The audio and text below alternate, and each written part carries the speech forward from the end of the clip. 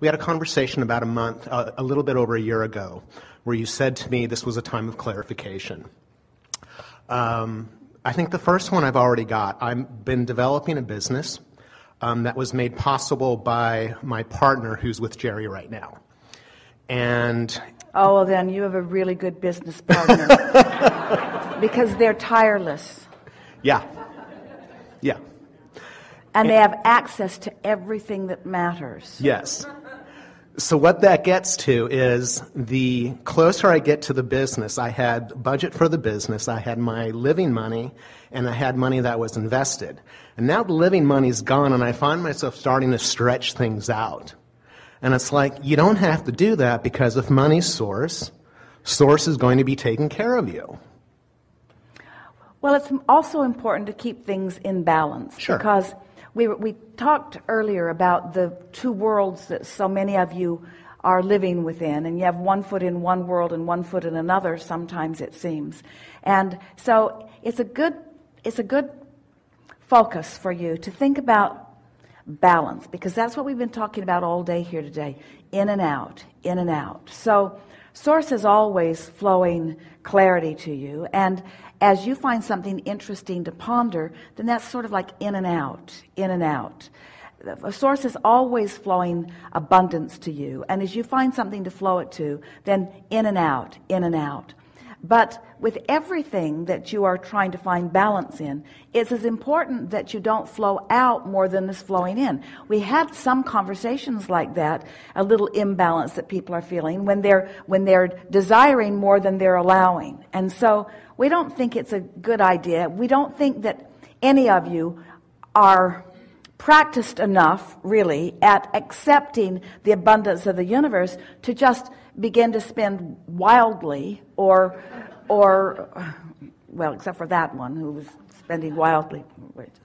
In other words, it's a good idea to spend as it is coming in, not more than is coming in. And so, now, but we talked earlier about you're not going to flip that, you're not going to make that pivot instantly, but you can make the emotional pivot. So let's find a way of saying that in a way that will really soothe you. Because soothing is what alignment is all about.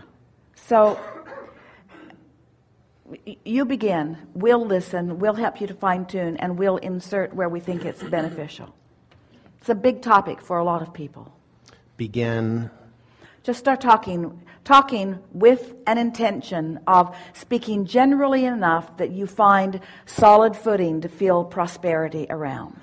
Well, I know where I come from, which means I know that all the people that I've known in my past have contributed to where I stand now. And that now is now and now and now, and it just keeps going. I know where I'm going because Renee with Jerry is there behind me, supporting me the whole way through.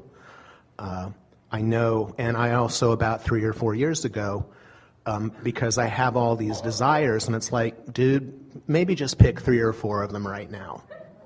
And pick the one that's obvious to you, that's always been showing up to you in terms of a meditation. Can you feel how we got a little sidetracked here? Just a little. In other words, all of that good, but focus more specifically on the subject at hand in a way that soothes you.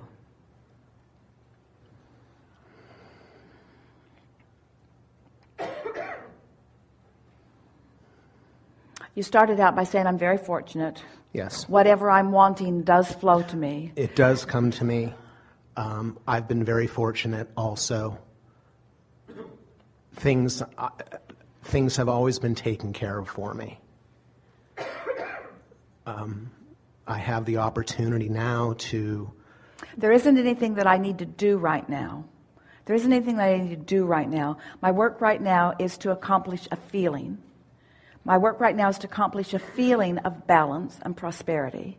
My work right now is to accomplish, to create an atmosphere. Because you see, it's really easy, and it's easy for all of you, and we don't mean, the word easy isn't what we're reaching for. It's logical, or it's your knee-jerk reaction, to want to jump into action, to want to try to figure out some action that will get things going in the right direction right away. We want you to resist the urge to act and to encourage the urge to, rather than taking action, to find a feeling place of well-being.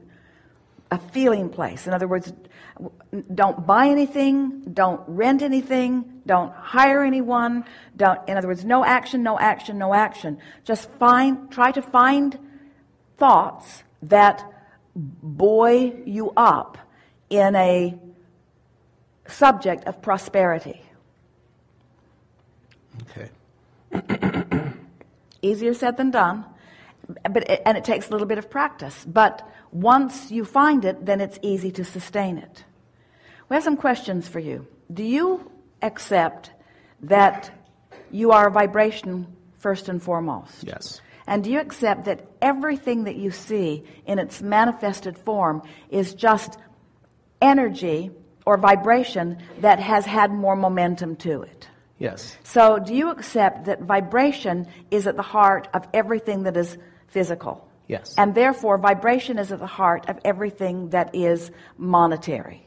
Yes. So there is a vibrational currency that you have access to immediately, that when you focus upon that vibrational currency and accept the isness of it, it will grow into enough momentum that then a monetary, see it, hear it, smell it, taste it, touch it, currency will flow into your experience. But you've got to stabilize in that vibrational currency.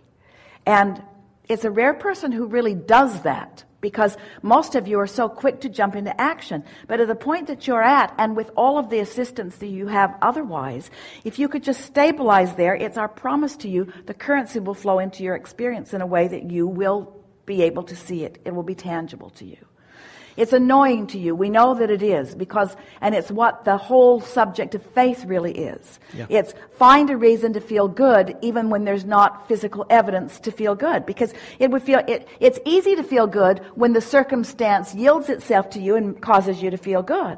So what we've been asking all of you to do all day here today is, rather than knee-jerk response to a circumstance, instead, create an atmosphere to which you are responding, which will then control the circumstances. You feel the way it works? Yeah. So that means feel good now. So you started to tell a little story about how you had a nest egg, and there is investment, and there is potential money. And in that story, as you were telling that story, did that shore up your sense of well-being, or was that a little bit of eroding your sense of well-being? It shored it up. So tell us more of that then. Well, when I was sitting in that realization that it's that thing, you've heard it many, many times before, but that money is source also. And it's like, oh, I can take a breath. I can feel relief. The past 3 years with my partner, who's with Jerry, one of the things I've been consciously doing is living a life at a nice frequency where I'm able to do things that feel good, but I'm not overextending. I'm not throwing my money away radically. And it's been really nice to be there. It's just been really, really nice to be there.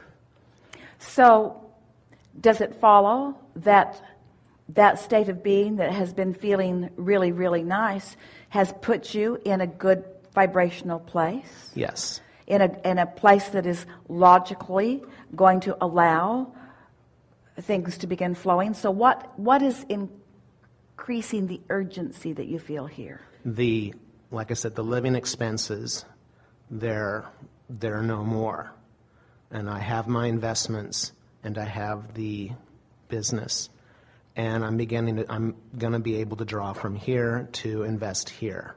And I'm going to be doing that slowly. All right. So as you acknowledge that that exists, Jerry had a friend years ago who presented to him the analogy that if you've pulled the sled far enough up the hill, that then you can have a nice long ride down.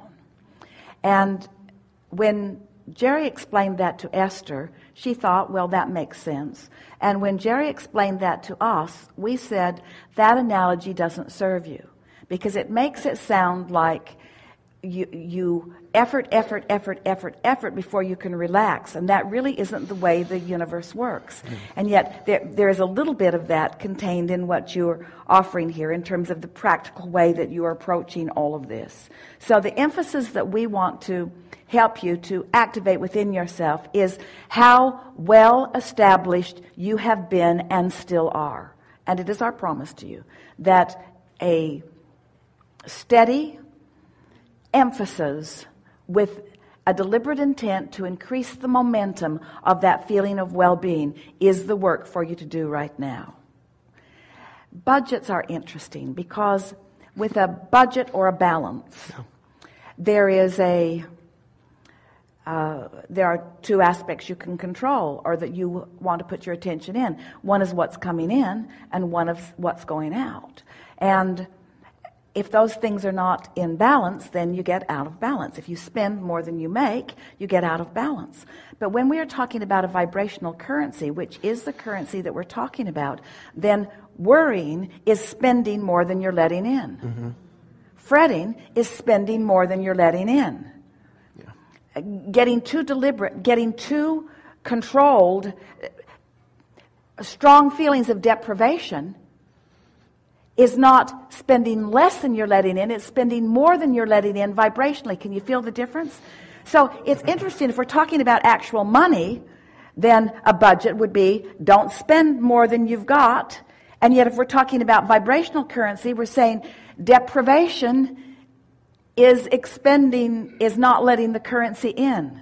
That's a really important thing to acknowledge. So that's the balance, and we think you're doing a good job of it. We can tell by your opening words to us. So as you acknowledge, there's plenty there's plenty in reserve, all is really well, there's never a reason for me to panic, and certainly not now. I'm sitting in a good financial place, more is on the way, there's plenty in reserve, all is well with me financially, and just keep talking to yourself like that until the urge to have this conversation does not exist within you anymore. Okay.